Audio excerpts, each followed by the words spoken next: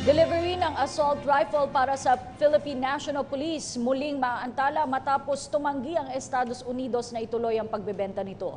Si George Bandola nag-uulat. George?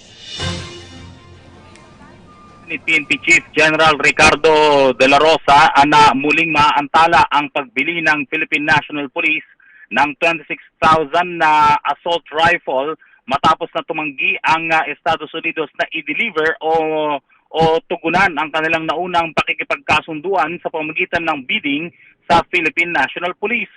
Sabi nitong si General de la Rosa na i-award ang pagbili ng assault rifle sa isang American contractor dahil na rin sa ito ang nagbigay ng pinakamababang presyo. Hindi na nga actually nagbigay pa ng palugit para sa ibang mga bidder ang Philippine National Police dahil nga sa natuklasan nilang tumutugon naman sa specification at qualified naman ang bidder na nauna nakipagkasundo dito ang PNP.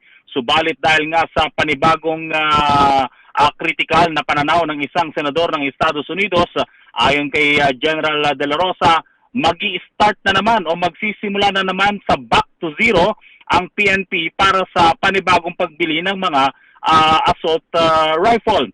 Posibleng manggaling sa Belgium o Israel o kaya sa Germany ang tinatayang Sig Sauer na assault rifle base sa specification na kanilang naunang ibinigay para sa Department of Budget and Management.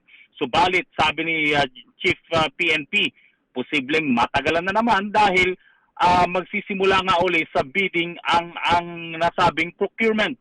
Ayon naman din daw ng PNP na malagi sila sa alanganin sakaling basta-basta na lamang bumili ng baril ang PNP para sa kapakanan ng kanyang mga operatiba. Sa ngayon, magre-rely ang PNP ayon sa kanya sa mga old but reliable firearms na hawak na ng Philippine National Police. Ngunit paniwala siyang mas maganda sana kung meron pa silang assault rifle. Para sa PTV News, George Bandola. Maraming salamat, George Bandola.